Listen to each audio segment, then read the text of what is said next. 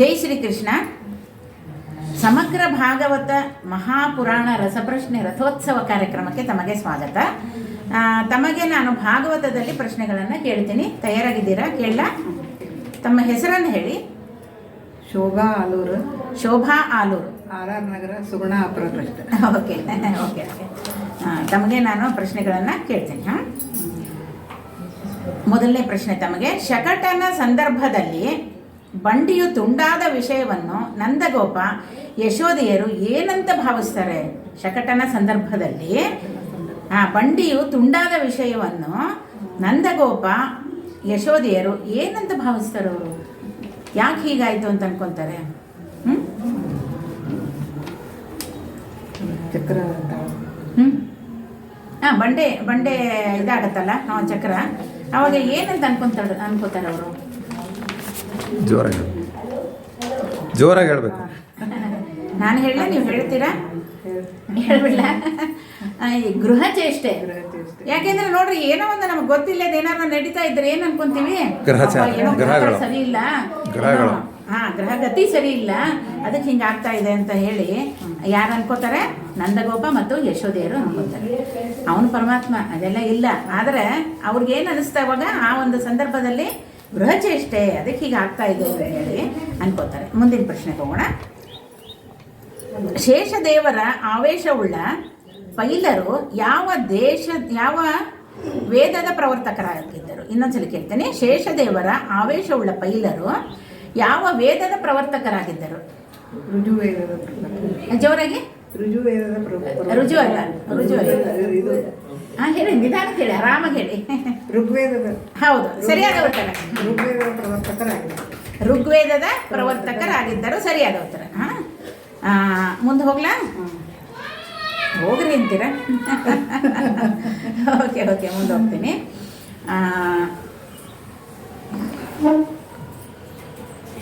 ಯದೃಚ್ಛಾ ವೃತ್ತಿ,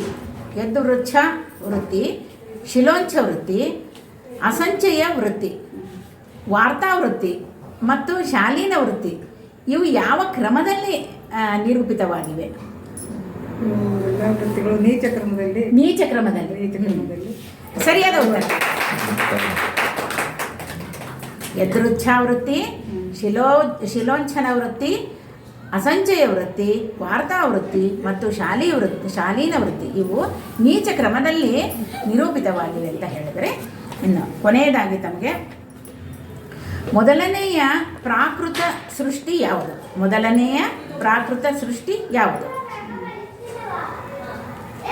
ದ್ವಿಗುಣರು.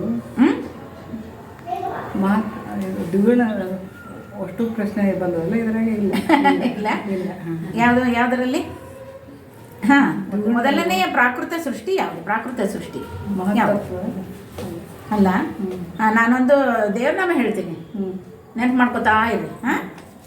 ಈಗ ಇಲ್ಲಿ ಹೇಳಿದ್ರಲ್ಲ, ಏನಂದ್ರೆ ಈ ಯದೃಚ್ಛ ಮತ್ತು ಶಿಲೋಂಚನ ವೃತ್ತಿ, ನೀಚ ವೃತ್ತಿ ಇದು ಅಂತ ಹೇಳಿ ಎಲ್ಲಿಂದ ಯಾವ ರೀತಿ ಒಂದು ಇವೆಲ್ಲ ಇದು ಇದಾವೆ ಅಂತ ಹೇಳಿ ನೀಚ ಕ್ರಮದಲ್ಲಿ ಹೇಳ್ಕೊಂಬಂದರು. ಆದ್ದರಿಂದ ಇಲ್ಲಿ ಏನಂದ್ರೆ, ಇಲ್ಲಿ ಅವರೆಲ್ಲ ಹೇಗಿರ್ತಾರೆ ಅಂತಂದರೆ, ಶಿಲೋಂಚ ವೃತ್ತಿ ಅವರಾಗಲಿ ಇವರಾಗಲಿ ಹೇಗಿರ್ತಾರೆ ಅನ್ನೋದನ್ನು ನೋಡಿ. ನಗುವರೋ, ರೋಧಿಸುವರೋ, ನಾಟ್ಯವಾಡುವರೋ, ಬಗೆಯರು ಬಡತನ ಭಾಗ್ಯ ಭಾಗವತರು, ತೆಗೆಯರೋ ನಿನ್ನಲ್ಲಿ ಮನ ಒಮ್ಮೆಯಾದರು, ಜಗನ್ನಾಥ ವಿಠಲ ನಿನ್ನವರೇನು ಧನ್ಯರು, ಪಾಂಡುರಂಗ ನಿನ್ನ ಕೊಂಡಾಡುವ ಮಂಗಳಾತ್ಮರ, ಸಂಗ ಸುಖವಿದ್ದು ಕಾಯೋ ಕರುಣಾಸಾಗರ. ಅವರು ದೇವ್ರು ಏನು ಕೊಟ್ಟ ಏನು ಕೊಡಲಿಲ್ಲ ಇದು ಏನು ಯೋಚನೆ ಮಾಡಲ್ಲ ನಂತರಿ ಅವರು, ಅಲ್ವಾ? ನಗುವರು, ರೋಧಿಸುವರು, ನಾಟ್ಯವಾಡುವರು ಮತ್ತು ಬಗೆ ಬಡತನ ಅದು ಇದ್ದದ್ದೇ ಅದು. ಅದಕ್ಕೋಸ್ಕರ ಪರಮಾತ್ಮನನ್ನ ನಿಂದೆ ಮಾಡೋದಿಲ್ಲ ಅವರು ಅಂತ ಹೇಳಿದ್ರು. ಇನ್ನು ಕೊನೆ ಪ್ರಶ್ನೆಗೆ ಬರ್ತೀನಿ ನಿಮಗೆ. ಮೊದಲನೆಯ ಪ್ರಾಕೃತ ಸೃಷ್ಟಿ ಯಾವುದು? ಇಷ್ಟೇ, ಸಿಂಪಲ್ ಇದೆ, ಕನ್ಫ್ಯೂಷನ್ ಮಾಡ್ಕೋಬೇಡ್ರಿ, ನಿಧಾನಕ್ಕೆ ಹೇಳಿ. ದ್ವಿಗುಣರು. ಹೌದು, ಆದರೆ ನೀವು ಏನೋ ಸ್ವಲ್ಪ ಇದು ಮಾಡ್ಕೋತಾ ಇದ್ದೀರಿ. ಮೊದಲನೇದು ಮಹತ್ವದ. ಹೌದು. ಪ್ರಾಕೃತ ಸೃಷ್ಟಿ ಅನಿಸ್ತದೆ. ಅನ್ನಿಸ್ತದೆ. ಹೌದು. ಎದರಿಂದ ಕೂಡಿರ್ತದೆ? ಅದು ತ್ರಿಗುಣಗಳ ತ್ರಿಗುಣಗಳ ಬೆರಕೆಯಿಂದ ಬೆರಕೆಯಿಂದ ಮಹತ್ತತ್ವ ಮೊದಲನೆಯ ಪ್ರಾಕೃತ ಸೃಷ್ಟಿ ಎನಿಸುವುದು ಸರಿಯಾದ ಉತ್ತರ. ಸ್ವಲ್ಪ ಹಿಂದೆ ಮುಂದೆ ಆಗ್ತವೆ, ಹೇಳುವಾಗ ತೊಂದರೆ ಇಲ್ಲ. ತ್ರಿಗುಣಗಳ ಬೆರಕೆಯಿಂದಾದ ಮಹತ್ತತ್ವ ಮೊದಲನೆಯ ತತ್ವವೆಂದು ಇಲ್ಲಿ ಪ್ರಾಕೃತ ಸೃಷ್ಟಿಯಿಂದ ಅದಕ್ಕೆ ಅಲ್ವಾ ಸರಿಯಾದ ಉತ್ತರ. ಇನ್ನು ಇದು ಈ ಪ್ರಾಕೃತ ಸೃಷ್ಟಿಗೆ ನೋಡ್ರಿ ಹೇಗೆ ಹೇಳ್ತಾರೆ ಅಂತಂದ್ರೆ, ನವಾವರಣ ರಚಿಸಿದೇವನು ಸುವರ್ಣ ಆವರಣ ರಚಿಸಿದ, ಘನೋದಕದಲ್ಲಿ ಮತ್ತೆ ತನ್ನ ಸತಿಯೊಡನೆ ತಾ ಮಲಗಿದ, ಮುಂದೆ ಕಾರ್ಯವ ಮಾಡಲು ಸುಗ ತನ್ನ ಮಗನಿಗೆ ಹೇಳಿದ, ಆತನಲ್ಲಿ ತಾನೇ ನಿಂದು ಸೃಷ್ಟಿ ಕಾರ್ಯವ ಮಾಡಿದ. ಇದು ಮೊದಲನೇ ಸೃಷ್ಟಿ ಮಹತ್ತತ್ವ. ಮಗ ಯಾರು? ಬ್ರಹ್ಮದೇವರಿಗೆ ಹೇಳ್ತಾನೆ ಸೃಷ್ಟಿ ಮಾಡು ಅಂತ ಹೇಳ್ಬಿಟ್ಟು ಮತ್ತೆ ಅದರಲ್ಲಿ ತಾನೇ ನಿಂತು ಸೃಷ್ಟಿ ಕಾರ್ಯವನ್ನ ಹೌದೌದು ಸೃಷ್ಟಿ ಕಾರ್ಯ ತಾವು ಇಲ್ಲಿ ಈ ಒಂದು ಏನಂದ್ರೆ ಭಾಗವತ ಸುಮ್ಮನೆ ಕೇಳಿದ್ರೆ ಸಾಕು, ಬಾಯಿಂದ ನುಡಿದ್ರೆ ಸಾಕು, ಮಹಾಪುಣ್ಯ. ಅದಕ್ಕೆ ಮಹಾಪುರಾಣ ಅಂತ ಹೇಳಿರೋದರಿಂದ ನೀವು ಬಂದು ಭಾಗವಹಿಸಿದ್ದಕ್ಕೆ ನಮ್ಮ ವಿದ್ಯಾಲಯ ಪರವಾಗಿ ತಮಗೆ ಧನ್ಯವಾದ. ನಮಗೂ ಜ್ಞಾನ ಕೊಡೋದ್ರಿಂದ ನಿಮಗೂ ಧನ್ಯವಾದಗಳು.